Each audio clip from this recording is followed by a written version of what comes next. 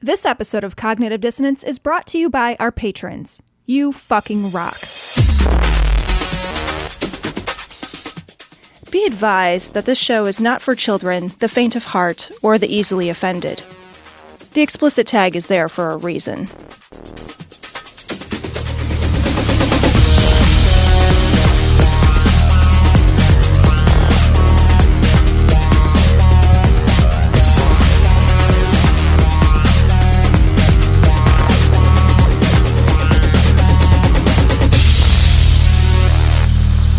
Recording live. And it's working this time. Again. I hope it's working. From fucking Glory Hole Studios and Associated Studios. Guys, we recorded such a good show yesterday. It's the funniest show we ever recorded. So good. It was amazing. That fish was at least 35 pounds. This is, but it got away. Yeah, it got away. It super got away. The one that got away. This is effort number 2, and so far it's going effort poorly. Number 2. But this isn't. So it's effort number 2 on episode 560. So it's like 560B. So the B-sides and rarities is what this is. Well, the other show was so good, guys. I mean, really so good. But we recorded it all the way to the end just for you, and then found out it didn't record. Didn't do the recording part. This is. I mean, it did record, but only Tom's side. Half of it recorded. And today I don't have stable internet in my house. Yeah. So here we go, buddy. Here we go. Yeah, we're doing good stuff today. Cognitive Dissonance. Every episode, and sometimes twice, we bring critical thinking, skepticism, and irreverence to any topic that makes the news, makes it big, or makes us mad. It's skeptical. It sure as hell is political. Oh my God. And there is no welcome mat. This is, as Cecil mentioned, episode 560 of Cognitive Dissonance. And this is the what is this? The post-coup, post-insurrection episode. It's post-coup-itus. I'll tell you what, the afterglow from that, not so good. Yeah, not so good. Not, although the afterglow from impeachment, that's like a red ass. It's really nice. It's got a nice sheen to it, you know? What a fucking week. This is the world has gotten so crazy. We recorded our last show, as we always do, on Thursday in the evening. The coup happened that day.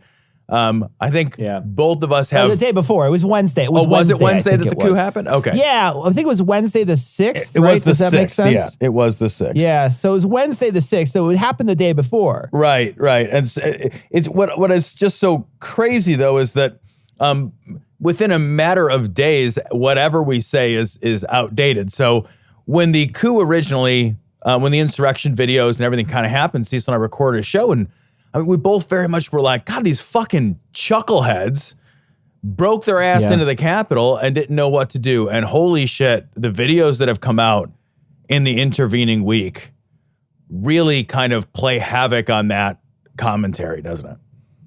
It really does. And, you know, one of the things that we were doing was we had this idea that they were sort of wandering around like the zombies in the mall in Dawn of the Dead, not really knowing what to do, just walking back and forth. We didn't really think that they were there to do some serious damage. Right. We thought that they just broke in and they were surprised as everyone else that they had broken in. You know, it's like when the dog finally catches the car and doesn't know what to do with it. It's just standing there with a car in its mouth, and then the car starts to go away and the dog is flailing off the back. That's what it felt like. But this time around this week, we started finding out more and more and more as things become uncovered. We got a chance to see the guy who's sort of jumping through the house with the zip tie handcuffs that was clearly there to capture people and hold people hostage. They had planned to, according to the FBI now and other sources, they're saying that they would plan to murder some people as well as capture people. So they had plans to really do some nefarious shit. And last week we didn't even know that at that point. Right. Up till that point, all we had seen was the sort of incompetence of the Capitol Police. And now we're sort of seeing all this other stuff come to light as time goes on. And that's what happens. when news cycles move so quickly, we miss, you miss it just by a day. Yeah. Well, I think the important thing is to double down, Cecil, on our prior commentary rather than look at new information and adjust our worldview. Yeah. I think that's the you know what we do, Cecil. We call that being consistent. If you're that's consistency. Right. You're consistently wrong when you do that, but it's still. I'm not a flip flopper, Tom. Yeah, fucking A, man. This last week has been an absolute, and then they impeached Trump. They impeached Trump in a day. Yep. They got that shit done. That was, we're recording on Friday this time because, well, it's a do-over episode. Yeah. They got that shit done on Wednesday. They introduced the articles. They had a fucking yay or nay vote, and 10 Republicans, and I was dismayed at how few. That's in the House. 10 Republicans voted to impeach. But Trump now has the dubious distinction of being the only president to have been impeached twice. And imagine how fucked up shit has to get for them to impeach your ass a week before you're out anyway. Man, when you fucking give your 2-week notice and your boss is still like, fuck it, you're fired. Yeah, you can't. Just clean out your dust today. No, and actually, you got 10 minutes. We're not. Fuck it. I'll mail you your shit. Get out. The people that were opposing the impeachment, Jim Jordan was one of them, who basically said that he did this thing where he kind of conflated the Russia investigation and the Ukraine impeachment. He sort of conflated the two when he talked, and he had said something like, well, all that didn't reach anything and they want to do it again, essentially. Right. We didn't find anything out in any of those other investigations, and now they want to do it again. And I'm thinking, you sat in there and there were indictments. There were indictments in those investigations, and yet you still want to run this narrative by the American people somehow that there was nothing found in those investigations. That's utter bullshit. But this whole thing, when you hear these people talk, the reason why is something we talked about a couple weeks. The reason why they're coming out against impeachment in this case, and the reason why they a couple days ago before this happened because they were certifying the election during the riots, the reason why they were all trying to stop the certification is because they do not like the way the democratic landscape of this country with ability to vote and access to vote is unfolding in front of them. They do not like that. They don't want to see it. And I was listening to the Daily today of a Republican congressman who was basically bemoaning the same thing. He's one who did vote for impeachment, but he's basically saying that, well, when they were saying there's massive voter fraud, what they were really referring to was how these states changed their constitutions, and those constitutions allowed for mail-in voting when that wasn't available to them before. And then since they changed it for the pandemic,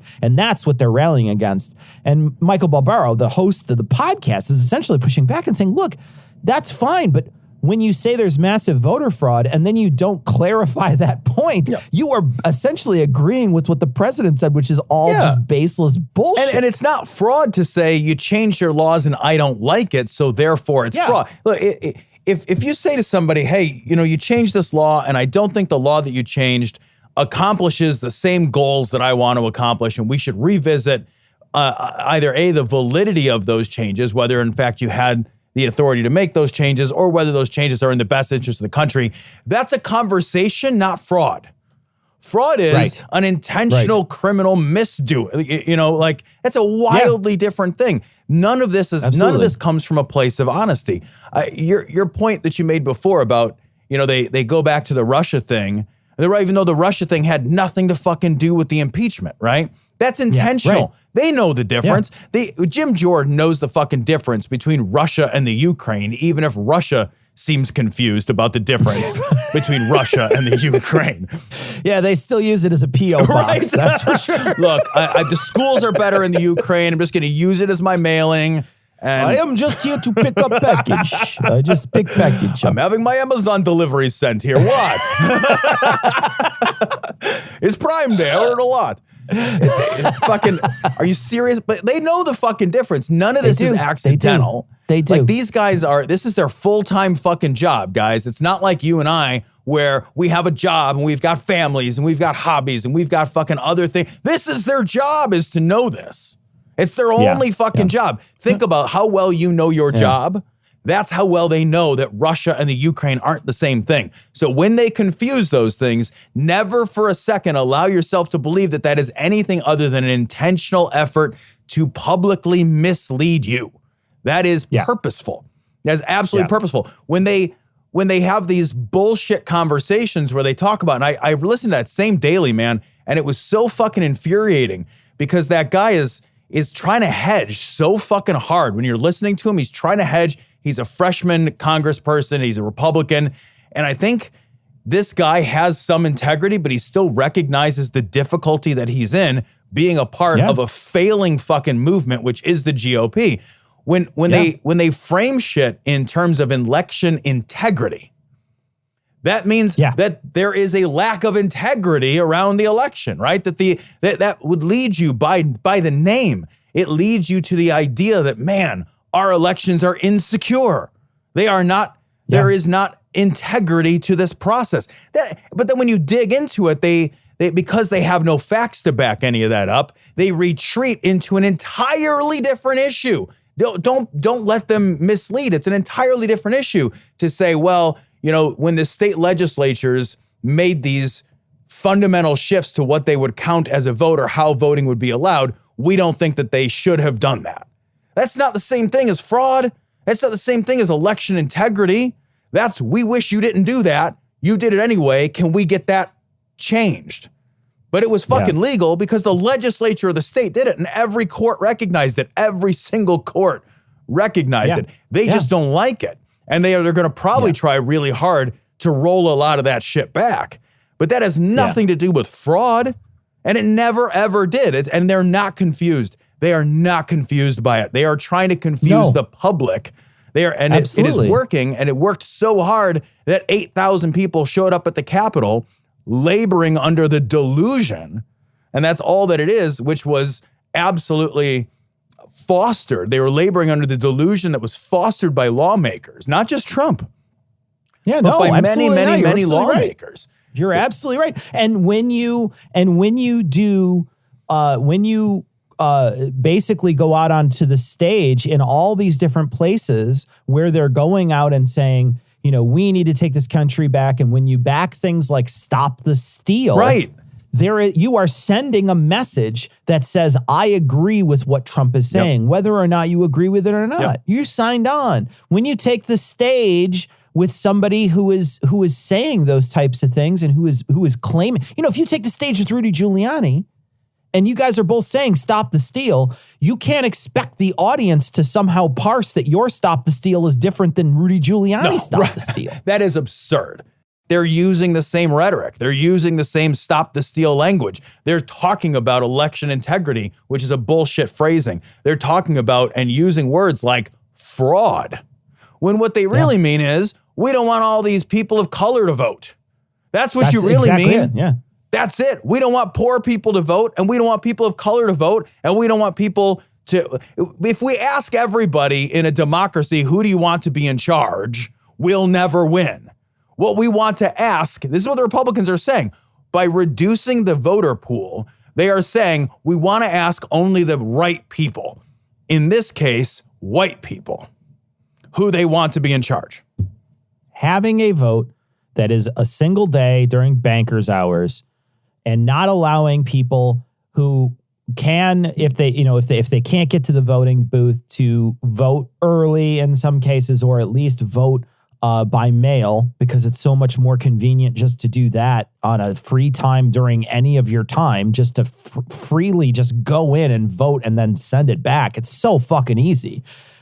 The reason why they do that is because they want to make sure that people who can get out of work can. If you're a dishwasher and you work from, dawn till dusk, you don't have an opportunity to vote. The polls close at 8. Maybe you don't get out. Maybe you got to pick your kids up from school. Maybe you're busy. Maybe all those things happen, because we don't pay attention to voting day as if it's some sort of grand holiday. It's not at all. Everybody's got to go to work that day. And so the fact is that they literally want to try to close that window as tight as they can, because they know that their people will make time because they can and they have the privilege to. They know for sure that the other people will not be able to make time. They'll be stuck at work. They won't be able, and if it's raining, they won't be able to walk to the poll because they probably don't have a car. All those things disenfranchise poor voters. If you just allowed it to have a self-addressed stamped envelope sent to everybody and they were able to vote, you would change the demographics of this country in the sense that you would change the political demographics all over this country, because those people would have an opportunity to vote. And it's just numbers. And we've seen it. It's visible. Yeah. It was evident this year. And this year there still wasn't as much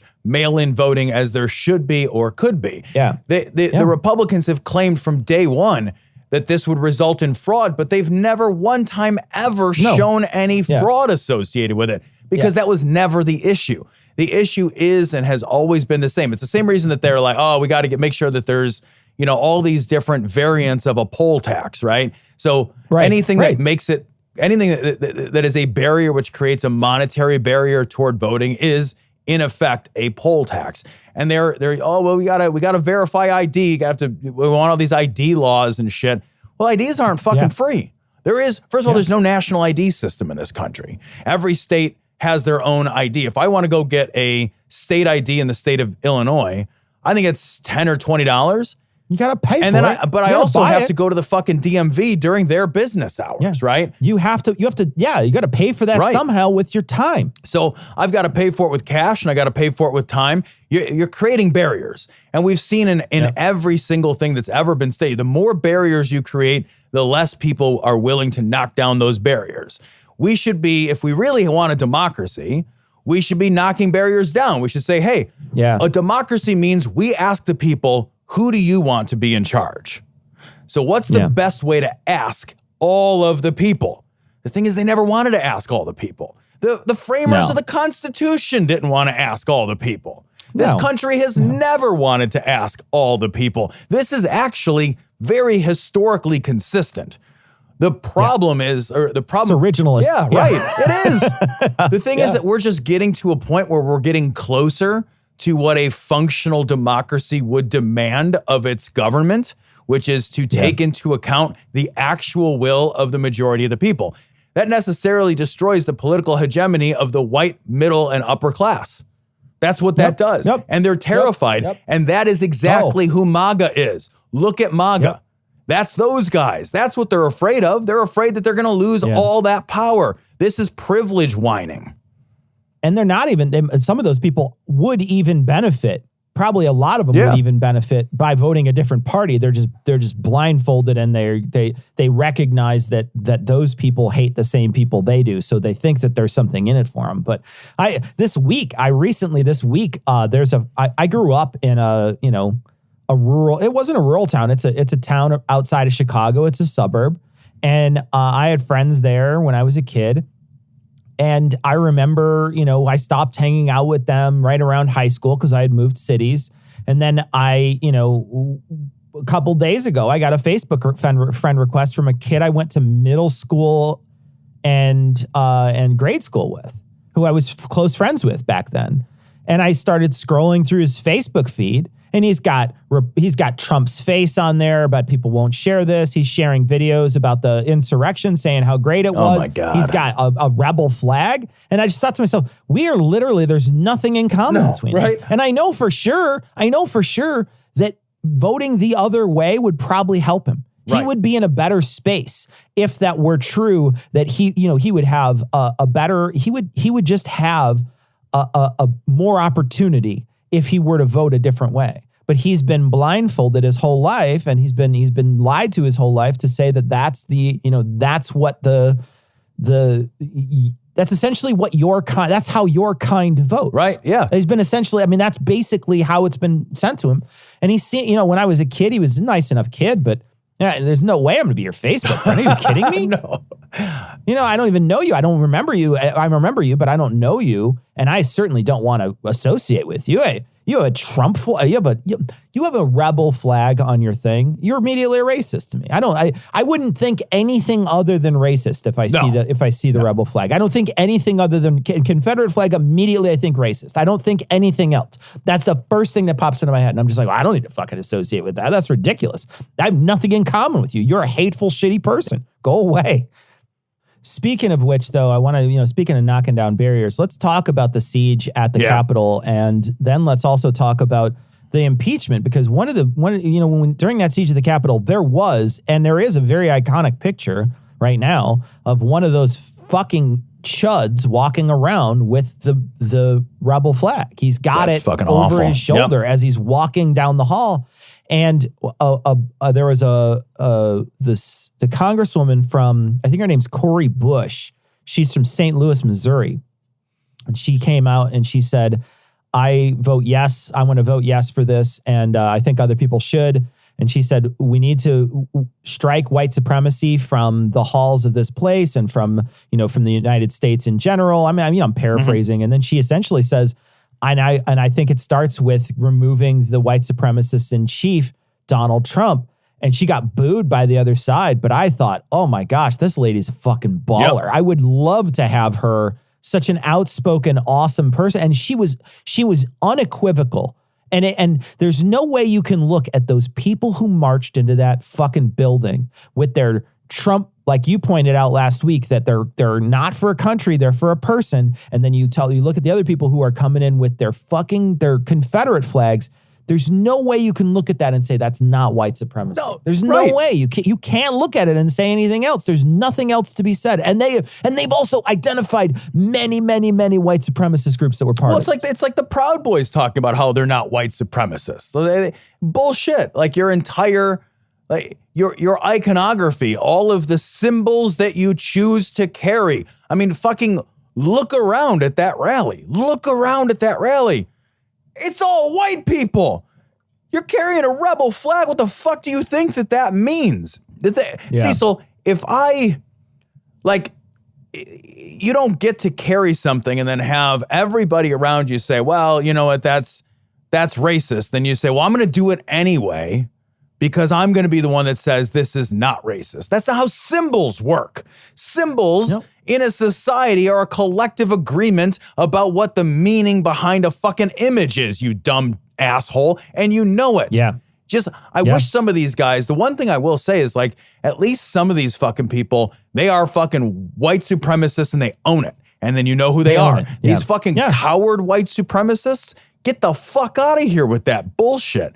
It is fucking maddening. One of the comments I heard, and I don't know where it came from, but I thought it was really striking, was the siege on the Capitol, that rebel flag, that Confederate flag that was carried through the Capitol building, those assholes were able to do something that the entire South of the Civil War was unable to do, which is couldn't do it. They could not get a Confederate flag to fly in Washington, D.C. And the utter failure of the Capitol Police, of Trump, of the systems that are supposed to protect, they failed. And that is why a Confederate flag, even for a moment, in 2021, guys, flew in the nation's capital. Holy shit, should we find that grotesque and unacceptable.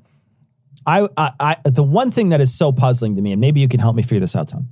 The one thing that is super puzzling to me is I don't understand how those guys got in the doors in the first place if Dan Crenshaw is in Congress. It just doesn't make any sense to me. Toilet or something. He might not have been there. Maybe he was voting by proxy, which is something he's called cowardice, by the way. In the past, he said that if you vote by proxy, you're a coward, which he just voted by proxy in the impeachment process. Did he really? No vote by proxy. Thank you very much. Anyway, but maybe there's two options. Maybe he was jumping out of a plane to go beat up Antifa people in Georgia at the time, so he missed it. Maybe he just missed it there. That's confusing because I thought all the bad Trump supporters were Antifa. That's interesting too. That makes that makes me wonder why he wasn't in the halls just jump kicking people. Right. Jumping up, climbing up a statue and throwing an elbow on him or whatever. He's like Sergeant Slaughter. He's like Sergeant Slaughter in G.I. Joe, where he's beating up Serpentor or whatever. Serpentor. It's so ridiculous. Well, it made me laugh, though, the moment I found that out, because I thought, there's no way he was in there, but if he was, it would have been hilarious to see him running with the other people especially after creating all those cartoonish videos that he's made of himself looking like such a crazy badass jumping out of a plane and stuff like that. You know, it's just so, you could just tell he loves the image. Yep. But if he was in that situation, he would run just like everybody else, because you can't take out 6,000 people, you idiot. You're going to run away just like everybody else. Well, I love that the narrative for this shifted for the right, too. It was very interesting to watch. So initially, there was a lot of support. There was a tremendous amount of support on the right for the siege of the Capitol. The president himself has flip-flopped on this. You know, right? So the president himself, the day that this happened, he was like, we really appreciate you. We love you. Go home now. But like, you're beautiful. Yeah. And then when the political backlash to this, which has been, it's been exactly what it should be, which is absolutely excoriating. When the political backlash to this actually came down the pipe, then all of a sudden, it was Antifa that did it. That video's gone. That video was gone. That one where he said you're beautiful. Oh, is it gone? Was pulled down. Oh. Yeah, no, it got pulled down. He either deleted it or Facebook deleted it. I don't know who did it. Or not Facebook, Twitter. Somebody deleted that video, though, because it was gone after a couple hours. I watched that video, and he's doing and it's totally him saying, oh, you're beautiful, you're wonderful. Don't worry, go home now. Everybody should go home now, but you're beautiful, and it's a tough day, and they stole the election from us, but you should go home. It was a very mixed message video. Yeah, like all of his shit. And then the next one that came out a couple hours later was 100% not him speaking. It was completely written for him, and you could tell because he never once wavered. He didn't say a very. He was very focused on, and they had to cut it even. We watched it on the stream, I think, last week. They had to cut it even because you could just tell it was a hostage video. I mean, it was 100% a hostage video. It was like fucking North Korea had him, and he's like trying to blink out in Morse code, exactly. like attack, he's like SOS. SOS. He was in distress. But that came out. But then it's interesting because several Republicans came out against this, and Dan Crenshaw came out against this on Fox News while it was happening, came out against it and said how horrible it was, et cetera, and he was going on and on. But he made a video a couple weeks earlier of him parachuting into fucking Georgia to go beat up Antifa guys, right? You fucking threw gas on the fire before. Yep. You threw gas on the fire because you knew it was going to get fucking yokels out to vote. And those votes were fucking close, man. Both of those were within very small percentage points. Mm-hmm. So both of those, there was a reason you were trying to get those people out to vote, is because you knew if you lost the Senate, you're fucked. And so you used whatever it took. And what it took was this bullshit narrative. Stop the steal. They're look at these thugs out there. You sold this to other people. And so when they show up on the 6th, that's on you too. Whether you're denouncing it now or not, it's on you too. Yeah, you can't align yourself with that whole story that led up to this and then be like, I didn't like the ending. Yeah. This is always the way this was going to end. I know we said this last time, but there was nothing surprising. This is the most inevitable possible fucking conclusion, is this rally of violence. And everybody knew it. Trump even hinted at it. He fucking said so in tweets. He said it's going to be big. It's going to be wild. What does that even mean? Like, why people are going to stand around and whoop around at each other? What did you think was going to happen? It's not going to be a wet t-shirt contest, right? That's for sure. Although whipped cream bikinis. There is a lot of moobs there. You could have a good wet t-shirt contest there, I bet. Yeah. You could have a wet t-shirt contest. I don't know if good would be the adjective to describe that fucking horror. Some people might think it's good. Yeah, those people are wrong. The thing that I watched the happenings of the last week and 2 days, and there's this like jumping of the rats from the ship, right? Mitch McConnell, Lindsey Graham, they've all like, even Mitch McConnell has said privately that, he would endorse the impeachment, that he's for the impeachment. And it's just a despicable place in the GOP's history, because for the last 4 years, they were more than happy to ride the coattails of this extremist, galvanizing, individuated force that was Trump, right? Yeah. Trump turned out, let make no mistake about it, Trump turned out 75 million voters. That's the second largest number of voters that has ever voted. That's it. It's Biden and then Trump, and nobody else has turned out that many voters. So they were more than happy to say, look, man, this guy has created this massive, albeit dangerous, cult of personality, and nobody else on the Republican Party has anywhere near the kind of draw, the kind of pull, the kind of sway over the 70. So we want it. We want in on it. And they also see that this guy buries everybody that opposes him. So they were more than happy. They were more than happy to support at every turn. To support this shit, this complete shit. And then it was only after the riot at the Capitol went badly. It was only after the response to the riot at the Capitol was so overwhelmingly negative, and when their personal lives were in danger, it's only then that they're like, okay, wait a minute. We supported this monster exactly one step too far. This only went for these guys. They didn't change their mind on a matter of principle. Not one of them. Fuck them all. Not one of them changed their mind on a matter of principle. This is always this. What they're seeing now is that the GOP as a party has become toothless and splintered. Yeah. Right? Because Trump is maintaining a stranglehold from a personality standpoint on those people. They stormed the Capitol chanting, hang Mike Pence. Mike Pence has been a loyal Republican Trump lapdog for 4 years. Torn him to shreds like the end of Shaun of the Dead. They'd have reached into his body, pulled out his guts, and his four corners would have split everywhere. They would have torn him apart, literally, if they would have found him.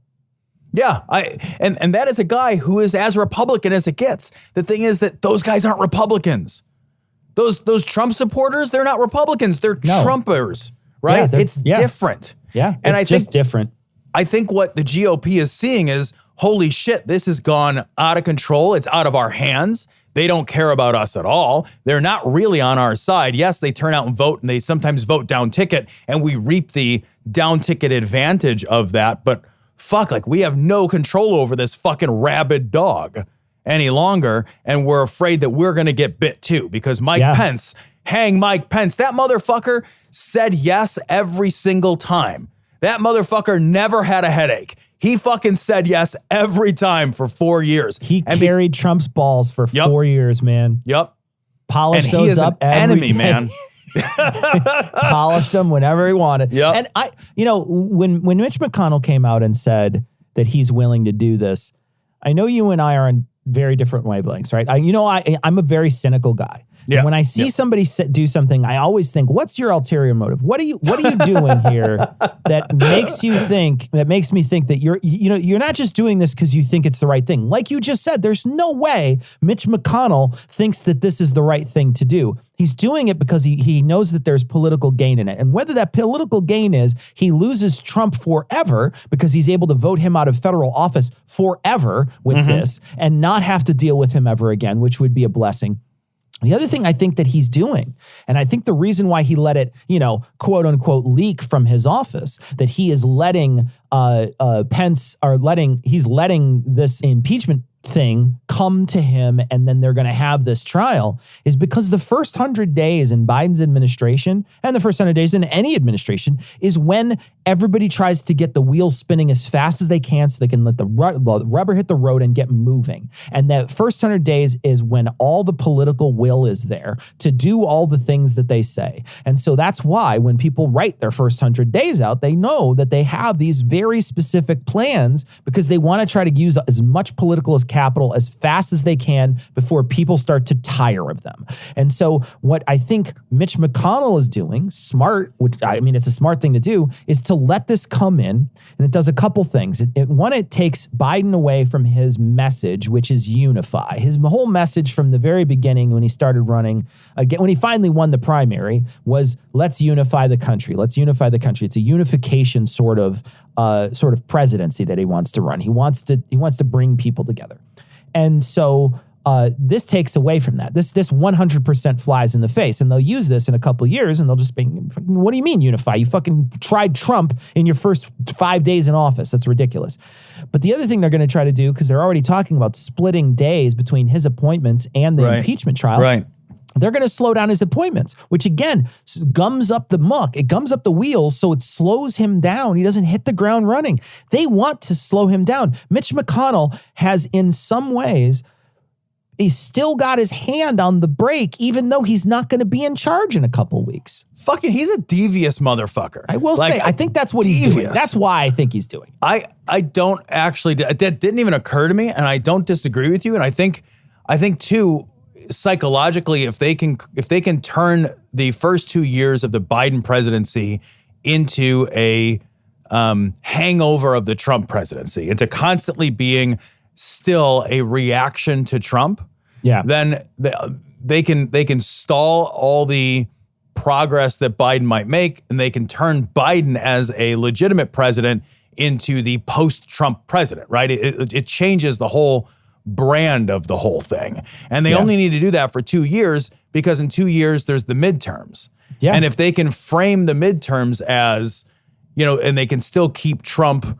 narratively involved, and Biden not as Biden, but Biden as an opposing force to Trump, then anything that opposes Trump, 75 million people have already come out and said, we will fight against that. Yeah. So they can continue, I think, to gain access to some, and probably not all, but some of the galvanizing influence of Trump. It's devious as fuck, man. Yeah. It's devious as fuck. And I really kind of hoped that we would go through a censure rather than the impeachment, because that could just be done. I was hoping Pence would just do it. I never thought that was going to happen. I didn't think so either, but I had hope. I was hoping for it because it's the easiest, the quickest way to do it. And, I will say, I don't know that I didn't think it was going to happen, because the first couple of hours after everything was going down, I wasn't quite so sure. There was especially after he gave that really weird statement, it felt to me like, what the fuck is that's not Trump. Trump doesn't talk like that. What is happening? Right. So I don't know that I never thought it, but after a day or so and it cooled its heels. And the thing that makes me nuts about that, Tom, is that fucking Pelosi gave him a whole weekend.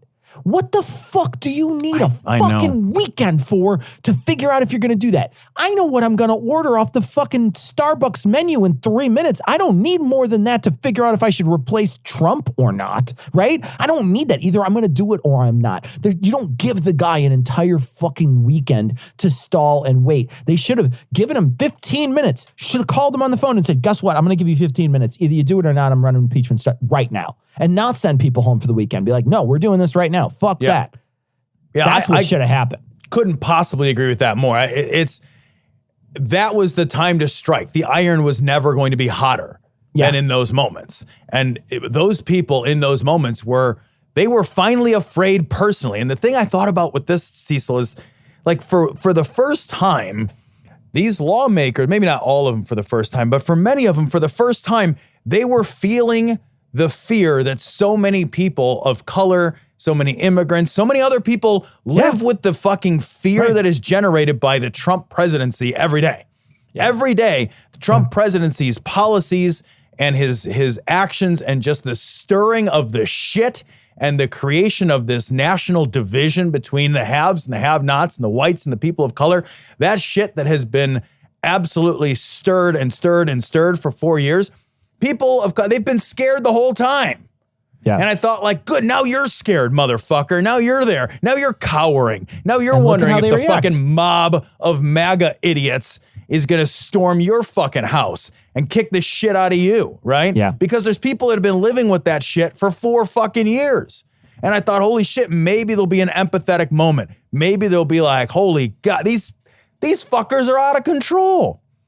And it only swayed 10 fucking Republicans in the House. There's 435 people in the House. It only swayed 10 Republicans? What the fucking what? It's not gonna sway anybody else in the other. I don't think it's gonna. Even it might sway one or two people, and maybe you might even see Mitch McConnell vote for it. Right? Maybe Mitch McConnell votes for it, and that changes things if Mitch McConnell votes for it.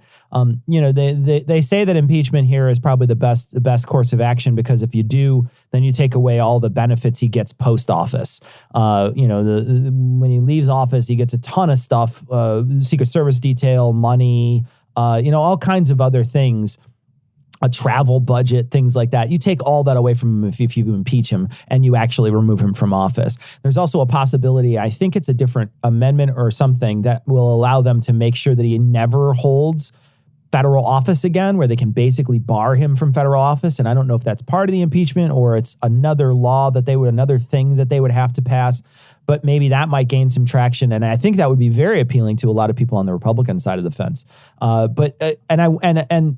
Him not having his communication structure is one of the big things I think that really changes the game when it comes to Trump, because Trump has always had this megaphone that is outside of the presidency that he can reach so many people. And now he's off Twitter, he's off Facebook, he's off all the social media. And so now and they took down Parler. There's so many different things that are happening that are hamstringing him right now that could really change how they treat him. Yeah, well, they took him off of Pinterest too, so he can't. Oh yeah, so he can't put his lemon cake recipes up or whatever. He can't pin shit. Yeah. That bitch got taken off of Shopify. He's fucking off of everything. Yeah, Shopify him. I love how fast everybody has abandoned that motherfucker. Too little, too late. By the way, too little, too fucking late. I was thinking about this throughout the course of the last week that.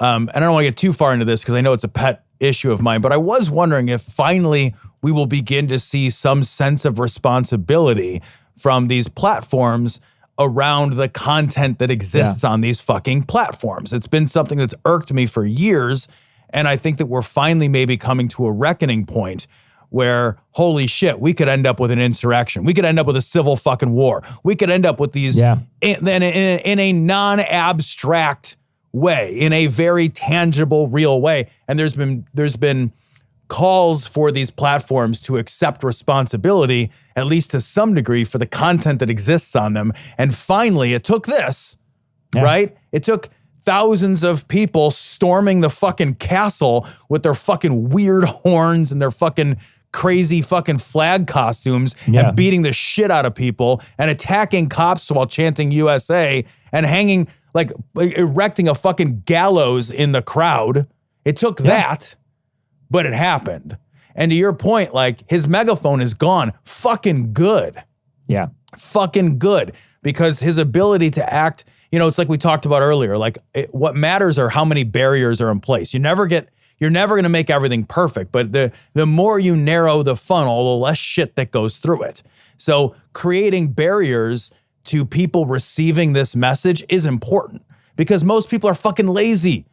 Unlike lawmakers, most people's job isn't to get the news. Most people's job, they're gonna get things fairly passively. There's going to be a group of people who are very energized and active, and they're going to go on Telegram or Telegraph, whatever it is, and Signal, and they're going to go to different places because that's essentially their fucking evil hobby. And they're going to do that work. But there's a huge number of people who get their information passively. They get it through Facebook, they get it through Twitter. If it's not easy, they're not going to do it. It's passive. So they click here, they click there, whatever's easy. It's on an app. I'm sitting in the fucking parking lot waiting for my kid to finish a soccer game, and I'm dicking around on my phone, and that's how they get their information. That's most people. That's most of how America, I think, gathers information. So taking him off of those platforms and making it more difficult for him to message that shit out, I do think that has a real value. I'm really fucking glad that was done. Yeah. I don't think he's going away, but I think it's good. Yeah, it's a lot like Alex Jones. Once Alex Jones left YouTube, you have to go find him. You got to go to alexjones.com or whatever. And people weren't going to do that. If it came into my feed, I'd watch it, but it didn't come into my feed, and so I forgot about it. Yep, exactly. So that bitch got kicked off of everything. He got just fucking kicked. And then And then excitingly, Deutsche Bank was like, cool. Guess what? We're never doing business with you. Yeah, so many different places. Yep. The PGA is like, cool, we're canceling our contract to have golfing at your golf resorts, which is a huge deal. It's going to cost millions. It's going to cost him millions of dollars. There's another major bank that is pulling their association with him, with Trump recently. His brand is going to crumble around him. New York City pulled all their contracts with the Trump organization. Yeah. And he's a fucking New York-based brand. Yeah. That's where his brand was based out of. Yeah. So I do think that the GOP is recognizing the toxicity, and you've got to, right? Because all of a sudden, all those guys that were faithful fucking lapdogs are now on the outs. Mike Pence, they all hate him all of a sudden. Overnight, they fucking hate that guy. Mitch McConnell fucking could not have done more work. Yeah, he's a deep state operative now. Now he's the deep state is fucking everybody but Newsmax. Yeah. And that's so true. That crowd was always going to be fickle to anybody. They were always Trump's dog, right? Yep. They were never anybody else's dog. They might have tolerated you in the room, but they were never your dog. They were always Trump's dog. Yep. And that's how they're treating everybody right now. And I know that there's got to be some out there, and I don't know where you were for the last 4 years, but there's got to be some out there, principled Republicans. I've never ran into one, but I presume they exist. Suddenly, I feel like I'm talking about Sasquatch, right? I feel like I'm like, is there? I don't know. Like the mythical, yeah. But at least, maybe not principled, but at least people who genuinely have a stomach churn when they see a Confederate flag walk across the Capitol. I know there's Republicans out there that don't like that. I know for sure that there are Republicans out there who are pissed off that somebody did that. And that may shoot them away from Trump. They probably voted for Trump because it was the guy who they thought was, going to be able to beat Joe Biden and socialism or whatever. And Joe Biden and socialism. But trust me, Joe Biden is as far away from socialism as Trump is from socialism. Everybody just wanted to point that out. But the fact is like, I think that there is going to be some people out there that pull away. So Trump's brand not only got damaged by this in the sense that all those people pulled away from him monetarily, and all these social media platforms pulled away from him to not allow him his megaphone. But I do think that he's not going to get a 75 million vote anymore. That's not going to happen. That's not going to happen. And there's a reason for the opposite side, the Democrats at this point, to push and keep pushing for this, because they want to make sure that this never goes away, that there's always a red letter I on him, that's insurrection. They always want to make sure that that's on him, whether he runs for office in the future or not. Yeah, I think this is a potentially defining political shift in America, right? So, because if you're somebody who supported the Stop the Steal narrative, and it came time to vote and you didn't vote against impeaching Trump, and you have this record now forever, you have this record now of supporting Trump, and as time goes by, Trump's star, as his megaphone fades, his star will fade. That's just the psychology of it, right? And people will. We'll have trials and we'll hold these people. And as time is going by, we're finding out just how violent, to the point of the beginning of the show, the top of the show, we're finding out exactly how violent their intentions were. And they were incredibly violent. And the public is overwhelmingly opposed to what happened last week. We're going to be at a place, and I can't wait to be there. We're going to be at a place where any association is going to be a toxic association, a politically toxic association. A great place to be. I would love to be running against somebody. Can you imagine standing on a stage and being like, yeah, I'm going to oppose Joe What the Fuck, because Joe What the Fuck supported the rioters. He supported the insurrection. He's an insurrectionist. Yeah. Who wouldn't love to have that as their guy to point at? Such a great soundbite. You could just use it forever, literally use it forever. And they're also finding out too today, what broke today, which is something we weren't going to cover last night, was that Nancy Pelosi came out today and said, we are investigating possibilities that Congress people helped in some way. And if they are found out, and if it comes to light that they did actually help, there's going to be serious consequences outside of the Senate, outside of Congress. They're not going to, it's not that Congress is going to, I mean, this is laws are going to, this is the actual justice system is going to come after them.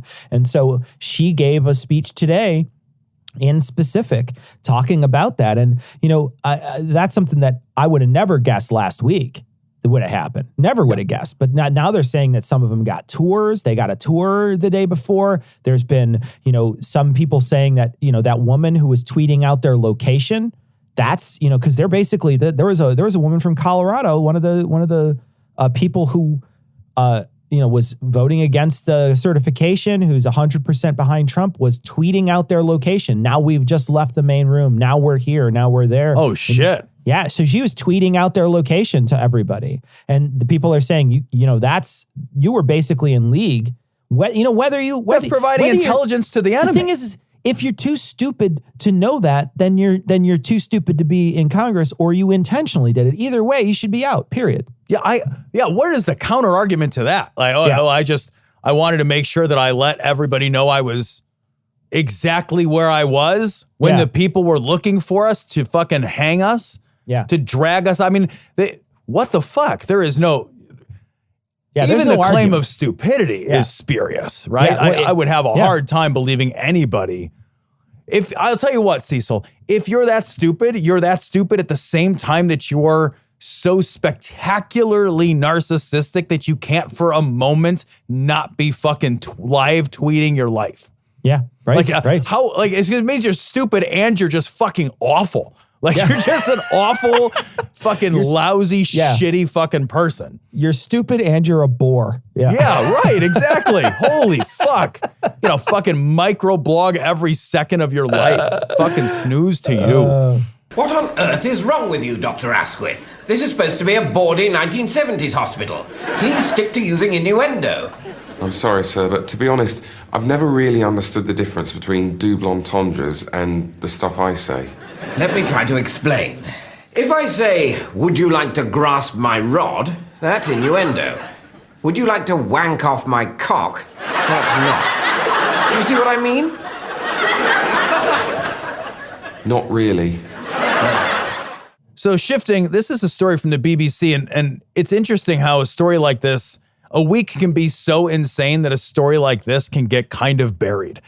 Because this is a fucking really big story. It's from the BBC. Irish government to apologize over mother and baby homes. And so what this refers to, in Ireland in the 19th and 20th centuries, the Irish government and the Catholic Church worked hand in hand to establish homes for unwed mothers, pregnant women and women who had given birth, and for their offspring. And these were horrible, deplorable, disgusting places to live. The conditions were absolutely extreme. We're talking about enormous numbers of people, and they were shuttered away in these homes because they were a source of national embarrassment, driven by the religious moralizing of the Catholic Church. So these poor women who didn't do fucking anything wrong, they're just fucking people in the world who had sex, just like fucking everybody in the world. So they're just people in the world that had sex that ended up finding themselves pregnant. By the way, living in a country where birth control is very difficult, right? Especially in the 19th century, but even in many, many times in Ireland during the 20th century. So living in a place where birth control is difficult or impossible to get a hold of, and then they find themselves pregnant because that is just a natural consequence of sex for women.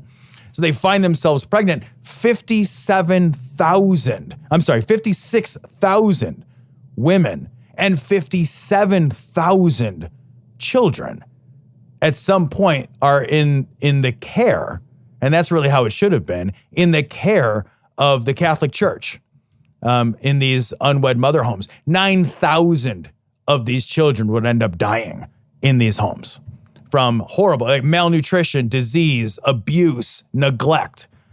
Terrible, terrible conditions, Cecil. Yeah, and when you think about 1 in 6 children dying in these homes, right? 9,000 children died, and there's 57,000 of them. 1 in 6 children. Go to your Yahtzee game and pull one of the dice out and roll it, and if you got a 1, you're dead. Hand that around the room. Anybody who got a 1 is dead. I mean, that's your chances of dying. That's a horrible, horrible thing.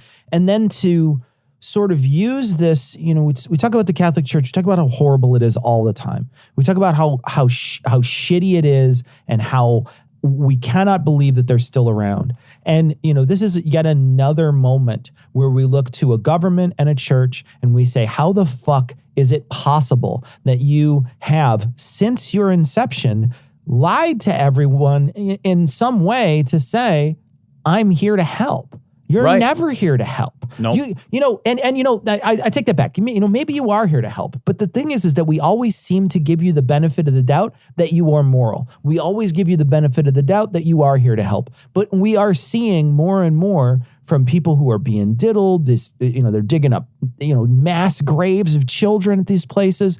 You're finding more and more that they were put in a positions of authority and committed absolute acts of evil. The place that you're supposed to be looking to as the benevolent place where the morality should be the highest, because they're essentially distilling it from the God. Right. And they are literally doing some of the most evil shit you could possibly imagine. It's so abhorrent. And this is just what we know. Right? It's just what you know, and it's just one country. Where else did stuff like this happen? Yeah, that's true, man. I didn't even think about that. And you read through some of the statements. I gotta read a couple of statements from this, because the one of the groups that's apologizing is a group called the Sisters of the Sacred Hearts of Jesus and Mary. That's one of the groups that ran some of these homes. And this fucking statement makes me so angry to read. The spokesperson says, we especially want to recognize and accept today that so many women who were shunned and shamed by society did not find the support and level of care they needed and deserved at such a dreadful and painful time in their lives. You assholes, you're the ones who created the shame. Yeah. Religious fucking prudishness fueled that shame. You created the dreadful and painful time in their life. Like, they created the problem and then refused to solve it and made it worse with their solution. And then they're going to come back now and say, during this really hard time when society was shaming you, we didn't do a good job taking you in. Asshole, you're the religious majority group of that society. You created the shame. Yeah. You're literally the problem. And you're trying to pretend that you were the solution to the problem. The problem wouldn't fucking exist without you. There is no shame around being an unwed mother without religious moralizing. There's none of it. None. You created that shit. And there's still, even in their fucking apology, I think it's a fucking disingenuous bullshit apology, because it pretends that there is something called society which lives outside the moors of the religious institution, which is the dominant religious institution in that society. And in Ireland, it's not a little dominant. It's massively dominant. Fuck you with that shit. Yeah, it made me so crazy when I read that, because it still refuses to recognize the real responsibility. The real responsibility is you motherfuckers made these people shamed in the first place. You built the wrong society. You built a cruel and unjust and uncaring society just for women. Yep. Just for women. They don't have a fucking home for dudes who got chicks pregnant. Nope. Where's that home? Those dudes are just out fucking other chicks. Yeah, you're not digging up mass graves of dudes who banged chicks and got them pregnant. That's not a thing you're doing. You're not finding those bodies. You're finding the bodies that were neglected. And, this is just so rooted in misogyny. The whole church itself is rooted in misogyny. And then this whole thing is rooted in misogyny. And then, you look at just Ireland today and how hard it is to get an abortion, how difficult they treat people. If they just, if you just tone that down, a little, stop with the shaming of unwed women being pregnant, and then you expand your abortion laws, and you don't have anything that is as misogynist as it was. You're still under the old, that country is still operating in a way that is a nod to the past. And it needs to stop doing that. Yeah, in Ireland, up until 1985, there was no contraception legally available in Ireland. And the Irish government in 1985 defied the Catholic Church. Yeah. It was always the Catholic Church. And they're pretending that we'll take you in because society is, you're the reason. You're literally the only reason for this fucking problem. And then what do? They do the same bullshit. Oh, sorry. Forgiveness. Sorry. Yeah. This fucking sorry story. I can't think of any other organization that gets to say they're sorry as often as the fucking Catholic, as often as any church, but specifically the Catholic Church. We're sorry there. Oh, geez. I know there's 796 babies buried in my fucking backyard, but sorry. We're okie dokie. You know what I'll do? I won't do that again. Yeah. What other organization gets to continue? I promise. And what I'll do is I will sweep it under the rug so no one knows any of these babies in 100 years. Yeah, that's true. Nobody around is going to know shit about these, but nobody's going to be related to them. Nobody's going to, there's not going to have a great aunt somewhere or whatever that's still alive. They're all the people that were related to them. It's now great aunt, auntie, whatever the fuck. And so now it's not anybody. It's not anybody that's related to you or that you would know. So that's what you did, is you swept it under the rug.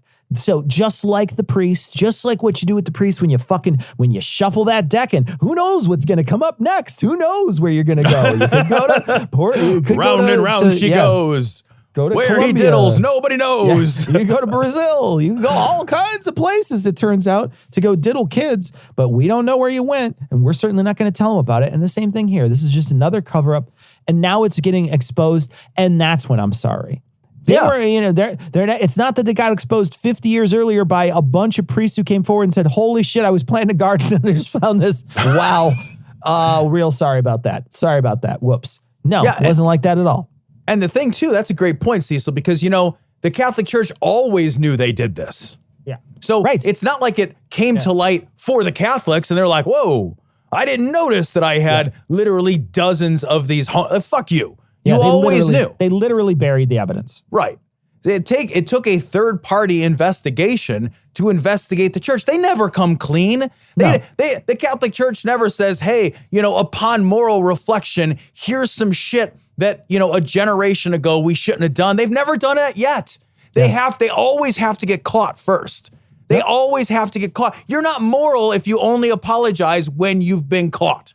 Yep. If the only time you're sorry is when you got caught, you were never really sorry, and you're lying when you say it. I absolutely do not believe any person or institution who is only sorry when they got caught. You don't care. What you're saying is, I'm sorry I got caught. There's nothing else that you are saying in that moment. You're just sorry that there's repercussions. If you could have gotten away with it, you would have, because the whole time you knew this existed and you were trying to get away with it. That's how I know that. That's what getting away with things means. It means you don't want to accept the responsibility, and you were never sorry. Not once. And they never wanted to accept the responsibility, and they put horrible people in charge of a bunch of people, and they literally didn't care who died. They would watch them die. They would watch them die sadistically. I mean, you can't look at it any other way. There's no way you could think that they somehow weren't sadistic about it. They were sadistic about it. They wanted to see these people die. Yeah. To start the peeling process, X marks the spot. Make a shallow X on the bottom of each peach to allow for expansion while cooking. Bring a large pot of water to boil and lower in 3 or 4 peaches at a time for 30 to 60 seconds. Quickly move the peaches to a cold bath of ice water. Let them soak until they're cool enough to handle. Use your fingers or a paring knife to carefully peel the skin off each peach. Slice it in half around the pit and twist to open. Then cut out that pesky pit. If you like, cut the peaches into slices so they're super easy to use in recipes later. Arrange your peaches in a single layer on a freezer-ready tray. Cover with plastic and take to the freezer to chill out. After freezing overnight, you can transfer the peaches to a freezer container. When you're ready to enjoy them, thaw your peach slices and eat them with yogurt and granola, in peach desserts, and in other peachy keen treats. This story comes from the New York Times. Millions flock to Telegram and Signal as fears grow over big tech. So we touched on this before.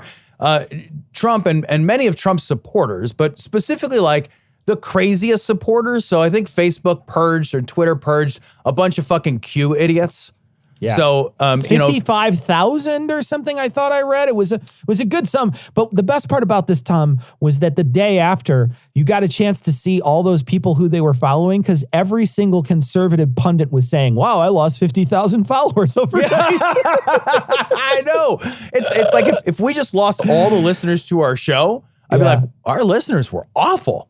Yeah. I feel depressed about that. I should stop doing this. Could you imagine? Could you imagine? Yeah. Fuck. Holy shit. Yeah.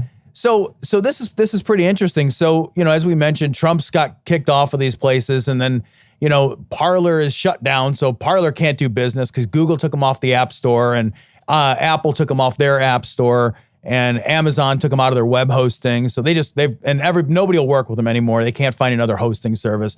So Parler's fucking donezo. And a whole bunch of people are donezo. So, one thing I really want a quick aside. I love all the people that for so many years have told millennials, like, oh, those pictures you're posting of yourself, like partying and drinking, it's going to make it harder for you to find a job. And then these fucking idiots are live streaming their streaming their fucking insurrection, and they're posting fucking like vanity pics of themselves in the middle of a riot. Like, I'm breaking the law. And then they wonder why there's consequences. Your dumbasses got fired. Your dumbasses got kicked off of your social media platforms. Your dumbasses are going to end up getting arrested. And they all seem so surprised. Yeah, they all seem shocked. Whoa, how'd they find me? I don't know, how could Sherlock. This have happened? Maybe the fucking pictures you took and posted on your fucking public blog. That's what social media is. It's just your public blog, you stupid asshole. I blogged about myself robbing a bank, and then they called me a bank robber. What? The worst part about this, though, is that while it's great that they are sweeping the room in these places, too little too late, by the way. Let's just point that out. Let's be real honest and say the fact that they're getting pulled off now after this, guys, you could have made sure that this never happened if you would have pulled them off years ago, but instead you just let this happen. And so now people are dead because of you. And it's literally because they were able to communicate through your platforms. There's no other reason why, the Stop the Steal shit was on your fucking platform. Fuck off. You know what I mean? Like, I don't know who you're going to try to fool with that bullshit. But they essentially pulled all these people off. But it is a scary time now, because at least before you could easily find out where they were going. And now it's a little harder, because now there's these Telegram and Signal, which are encrypted messages, and it's harder to be sort of invited into these groups, and there's private conversations that you can't be privy to, and they're just harder for the FBI and for other people to monitor their stuff. Not that I'm fond of the FBI monitoring people, but to be honest, when people are dangerous, I want to make sure that somebody's paying attention to them, and that makes it a lot harder for somebody to pay attention to them. It does. This is a knife cuts both ways moment. And what's going to be interesting to see how the technology continues, and the use of the technology for these fucking domestic terrorists continues to evolve. I still do think that overall the reduction and limiting effect of just kind of taking people out of it, making it less easy to be a terrorist is harder. Generally just good. Making it harder. Making it harder. But it is scary that there's now a lot less visibility. That visibilities are end-to-end encrypted groups and sites. The visibility into this is so much less. Yeah. And don't get me wrong, Telegram and Signal have been used for years by all kinds of different organizations who, for whatever reason, need to have that level of privacy around their groups and their conversations. But it does worry me that driving them into more sophisticated platforms will make it significantly more difficult for monitoring by law enforcement. And it's really nerve-wracking, man. And one good thing, though, that I did hear on a podcast, they were talking to a woman who's been monitoring them for years. She's been monitoring them not just on Twitter and on Facebook, but then also started monitoring them for that sort of brief flash in the pan that was Parler. And then now is still monitoring them on this Telegram and Signal applications and paying attention to what they do. And while they were on the bigger platforms, she had said that there was very much a cohesive plan on how they were going to do things because a lot of the messaging came top down from Trump. Trump would say, show up on the 6th, it's going to be wild, and they would.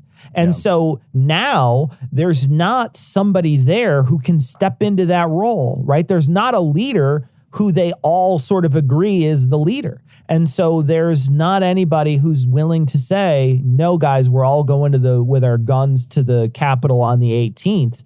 Instead, there's not they're all asking questions. They don't know where to go. And at one point, one guy sort of exasperatedly types in, guys, just tell me where to be and I'll be there. But nobody's willing to pull the trigger. And also these groups are now disparate. They're not able to be connected as closely or as easily as they were before. And so now there's a difficulty in even communication there. So maybe there is a silver lining in both the ubiquity of it and it just having a harder time accessing it and it also sort of fragmenting them. Maybe it's not going to be as bad, but I will say this, do not take your eyes off this. I think that we are going to see another, Oklahoma City bottoming, something like that coming out of this Trump mess. I don't think this is over, and I don't think the deaths are over, and I do think there will be some sort of massive damage thing that will probably happen because of this. Maybe not right away, but it certainly, I think, will foment enough to finally explode. And, that there's a lot of easy ways in this country. We make it easy to get a hold of gunpowder and all kinds of other things to hurt people. So, man, I got a couple of questions for you. Do you think that end-to-end encrypted platforms that are free and available on a social network, do you think that's too powerful for people to for anybody to just have for free? Because that strikes me as does that match our social values? I was thinking about this, and I was thinking about, well, my house is private, right? My house is private. I could go somewhere and meet somebody for a private conversation in a park or something like that. And so how is it different? And I started thinking about it, and what I came up with was if somebody could at least see who's in my house, somebody could at least see, somebody meeting someone in the park. There's a way to know that I am doing something. So there is a way to monitor me. We were never really truly unmonitorable in this country, especially now with, the ubiquity of security cameras and your cell phone data and all that stuff. You're never really truly unmonitored. People know where you're at pretty much all the time. And so we're not really ever unmonitored. So I don't know.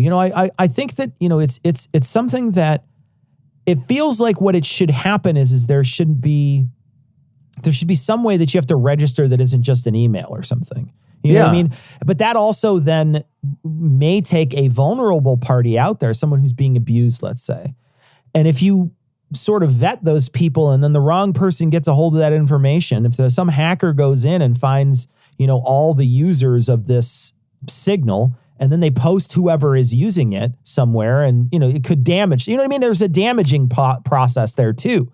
So if you do let someone know, then there's a possibility that could come back to you if someone ever breaks in there and steals that data. And so it's a tough line to walk. I want to make sure that somebody who's being abused has an end-to-end encrypted thing that they can communicate with somebody. I 100% want that. I 100% want that for somebody. But I don't know what the damage is if we suddenly allow people to have access to something that the technology allows for people to be very nefarious with. Like your point about gathering in the house, I just thought if I go to your house, nobody notices. But if 150 people go to your house every day, right, you'll get some attention. It's sort of the aggregating effect. And I wonder if these sort of technologies, I believe very strongly in a right to privacy. That's actually a really important right to me. The right to privacy is a really, really important right to me. But I do wonder if, other rights, there are not reasonable limits to it. We have a right to guns, but that's rifles, not bazookas. Right. And I wonder if things because a company like Signal, they do not have access. That's what end-to-end encryption means. It means the company does not have access to the information that's being transmitted on their own platform. Yeah. It's only the sender and the receiver, which means that they can't put any filters in place to make sure that, there's not terrorism and child pornography and all kinds of other shit being transmitted back and forth in this channel. And that strikes me as sort of that scaling problem of the right to privacy, that maybe the technology here is a bazooka and not a rifle. And there should be some third party who has a technological access to what goes on so that there can be some accountability and visibility. But I don't know that that's what I think. It just strikes me as an important I don't know where I stand on conversation, either, right? You know? I don't know where I stand on it either. And I don't think I follow either side. I think that there's significant problems. I think that it's gonna cause significant problems, and smart people are gonna have to sit down and figure out the best way to move forward in a world where this is more common. And two dopey podcasters who don't have degrees in this shit, right. we're not gonna figure it solve out. this. We're not gonna figure it out. But I do think it's an interesting question.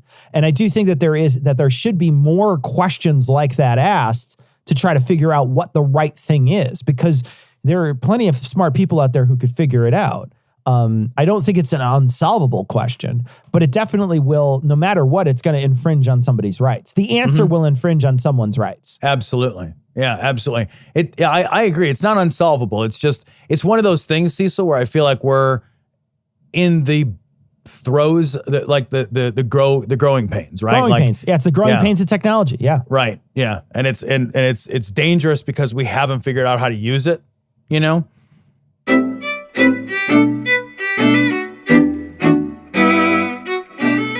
So we want to thank our patrons. Of course, we want to thank all our patrons. We want to thank our newest patrons, Tim, Julie, Happy Tyler, Emma, Rib Clone. Oh, Rib Clone is great. Rib Clone. I just get Rib it Clone, now. Rib Clone is great. London, Leon, Crystal of Truth, Kelsey, Gremlin 6, Brendan, Christian, and Emily. And thank you so much to all the people who upped their pledges. Chicken wings for Tom. Oh, come on. I don't get any chicken wings. I'll share. Karen. It's all right. Take It EV Podcast, Rob, and Rufflebutt Sarah. Thank you so much for your generous donations. We really do truly appreciate it. This last week, we did a tip jar for Ian on the live streams. Live streams are great. Come join us. We did a super chat tip jar for Ian.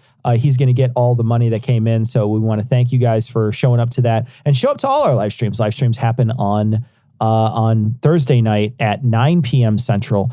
We have a great time, and it's always a hoot. But check out this last one. A lot of fun. Ian joined us for the whole thing, and we rated cities and eggs. So that's all you need to know. That's what Ian wanted.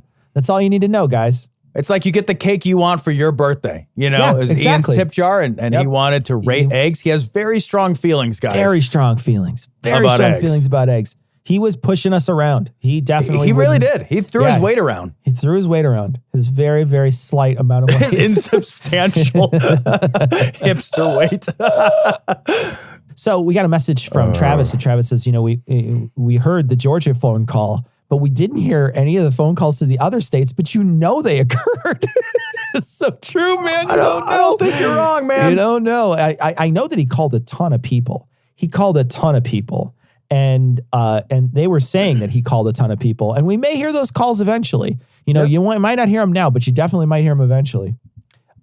We got a message from Seth, and Seth said this fucking headline is baller, and it's so good. Vice News: the guy who flew the Confederate flag in the Capitol has predictably surrendered. So good. Bravo. That is a chef kiss fucking headline. so Just a good. chef kiss headline. We got a message from Catherine, and Catherine included a spreadsheet that I hope Ian will remember to include in our show notes. And if not, we'll have him posted a day or two after, and when we remind him. But in the show notes, we'll have a link to a spreadsheet. What Catherine did was go through every single person who voted to overturn the election in the House and in the Senate, and voted no to impeachment. And they've got a spreadsheet that they're working on right now, and wanted to share it with us. So they're going to keep on adding to it. I suspect that they will add the numbers for the people who vote no for the impeachment in Congress. So check this spreadsheet out. I think it's great. I had a chance to look through and dig through, and you can see, find your senators. In there is also numbers. So if you want to call the people, especially in your district, to complain, the number's right there. it's an incredible resource that she put together. I mean, Yeah. wow. Yeah. Incredible. Wow. So we're going to post on this week's show notes. This is from Stella, and Stella sent us an image. And it's a Cadbury bar that is a chocolate bar, but it's a Neapolitan chocolate bar. So the bottom is milk chocolate, the middle is like a strawberry chocolate, and the top of it is a white chocolate. It looks like a horror. It looks like a genuine horror. That would go right in the garbage can. They're asking how you'd eat it, right in the garbage can. The garbage can would have to tell me how it is. Absolute trash. Dumpster. It really does look like a scoop across bar, though. It does look like a scoop across bar. It's a scoop across bar. Yeah, like it's designed to be thrown away. Yeah. I think I'm converted after the cookies. Like the Neapolitan cookie situation definitely made it. Yeah, they were way better when you took a bite. Way better. Way better. Yeah. Way better. That's something else we did on the live stream, guys. Yeah. You're missing out all the good stuff, guys. You're missing out all the video stuff. So Rena sent in a message and said that I shared a story last week about my job throwing away food and I quit because of it. And they said they're from Russia and there's difference in laws, of course. But they worked in a cafe and staff were forbidden to eat expired things for reasons, because it's been sitting out. There's the 4-hour rule of food poisoning. You don't want to leave something out for an extended period of time because it can get basically bacteria in it, and you eat it, and you could get very, very sick. I do want to say though, the reason why they said it is because it was a company policy. Because McDonald's, when I was, and I don't know how it is now, but when I was a kid and working there, they didn't want you making anything. So back then, I know that now they keep things in like weird steamer things, but back in the day, they used to just make a Big Mac and put it in a warmer thing. And then you'd walk in and you would say, hey, I'd like a Big Mac. And they'd reach in the warmer thing and they'd give you a Big Mac.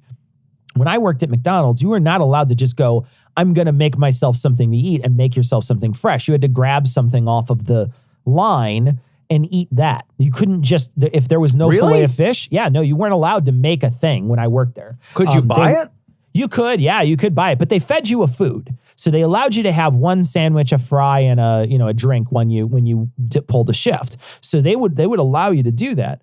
And they would say, you will allow you to do that, but you got to pull something off the thing. So if you're making a bunch of, what you would do is you would make before you're going on break, especially if you work in the grill, and you knew you wanted a quarter pounder, you just make a bunch of quarter pounders before you go on break. Then you put one in there and then you get a fresh quarter pounder. Right. That's what you do. But, so there's an easy way around it, but they wouldn't let you make the food. And they didn't want you eating things that you would have to make, essentially. So they were very, very strict about that. And the lady yelled at me specifically because she didn't want us eating the food, because it's a bad precedent to set. If they set the things down and they say, yeah, you can have what's left over, then you might pull it out a couple minutes earlier. You might take it back and then bring another one out. You might take it back when there's one roll in there or two rolls and bring it back to your friends behind the... So they never wanted to encourage people eating the product because their margins, I guess, are probably pretty slim there. And they don't want, a bunch of teenagers just fucking eating cinnamon roll after cinnamon roll. So they discouraged it. And I understand why they did it. I just also understand that I couldn't work in a place that would forbid me a cinnamon roll. That's just, that is a quittable offense. Fuck you. That's all I'm saying. I will say, Cecil, I don't know how slim their margins are, but I know if I had free access to cinnamon rolls, I would not be slim at all. It would not be slim. It would not be slim at all. No. We got a message from Tom, and Tom had said, Tom was saying, hey, you guys said that they broke a Walgreens window or set a garbage can on fire, but I saw wide swaths of devastation from the George Floyd protests.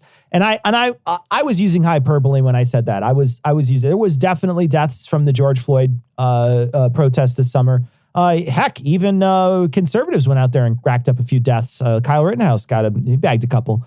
But there was definitely people who got murdered by the police. That happened as well. And then there was, people who wound up getting caught up. I know I was reading through a bunch of different deaths that went through. Some police officers lost their lives this summer because of it. Or at least they try to link it to it. I don't know how linked it is. I know that there was a drive-by on some police officers and they're trying to link it to the protest. But in any case, there were deaths and there was also lots of devastation, lots of destruction. But that destruction was very localized. I know that coverage outside of the United States made it look like the entire United States was just this burning crisp. But I lived 2 blocks from where the riots took place downtown in Chicago. And that stuff was cleaned up in a half an hour, couple hours. You know, the next day it was cleaned up. Sure, we had some boards on windows for a little while, and I think they were there for preventative measures more so than anything else. But they were replaced relatively quickly, and things were back to normal within a very short amount of time. So the thing is that people are pointing out, they're saying, that there's nobody did what they did. Nobody did what the insurrectionists did. Nobody had the intent that the insurrectionists had to kidnap people. Hell, the Portland mayor or something, one of those big mayors, maybe Seattle or Portland or something, went out and literally talked to the Black Lives Matter people, and they shouted him down, but they didn't kidnap him. They weren't going to kill him, right? They weren't going to try to murder him. So there's a big difference between what those people were doing and the people that were marching this summer. And I know people are trying to equivocate and trying to put those together. And I know you're not doing that, Tom. Not you, Tom, patron Tom, but I know you're not doing that, but there are people out there who are trying to say these are the same things. These are exactly the same things. And if you aren't upset with the destruction over the summer, then you shouldn't be upset with what happened at the Capitol building. But those are for totally different reasons, and totally different things happened. And 5 people died in that thing. And there are 30 people. They're trying to pin 30 deaths on all the protests over the summer with, 20 million people protesting. So 6,000 people protest and 5 people die. And one of them is a cop who got beat to death with a flag. Yeah. Well, also look at the spaces that they were occupying and what the goals are. Like if during the George Floyd protests, if they break into, to your point, if they break into a Walgreens and fuck up a Walgreens, that doesn't potentially unseat democracy. Yeah. There's a really, and I know again, Tom, you're not making this point, but there's a massive, massive difference. If you break into the Capitol building where literally all of the government is working today with the intention to murder members of the government, that's a really big difference in terms of your goals and the potential effect versus I broke into a Walgreens and I stole some shit from the pharmacy. Yeah. Right. Like it's just a wildly different set of goals, and the repercussions don't even scale a little bit. And I want to, again, third time iterate. I know you're not making that argument, Tom. I know that's not what the argument you were making. You were making a very simple comparison argument. I know you're not making that broad argument but that is a very common argument that I'm hearing a lot, and we just wanted to address it. Okay, well, that's going to wrap it up for this week. Remember to join us for a live stream this upcoming week, 9 p.m. Central. Come hang out with us. We'll chill. It'll be a good time. And that's going to wrap it up. We're going to leave you, like we always do, with the Skeptic's Creed. Credulity is not a virtue. It's fortune cookie cutter, mommy issue, hypno-Babylon bullshit. Couched in scientician, double bubble, toil and trouble, pseudo quasi alternative, acupunctuating, pressurized, stereogram, pyramidal, free energy healing, water downward spiral, brain deadpan, sales pitch, late night info docutainment. Leo, Pisces, cancer cures, detox, reflex, foot massage, death and towers, tarot cards, psychic healing, crystal balls, Bigfoot, Yeti, aliens, churches, mosques and synagogues, temples, dragons, giant worms, Atlantis, dolphins, truthers, birthers, witches, wizards, vaccine nuts, shaman healers, evangelists, conspiracy, doublespeak, stigmata, nonsense. Expose your sides. Thrust your hands, bloody, evidential, conclusive. Doubt even this.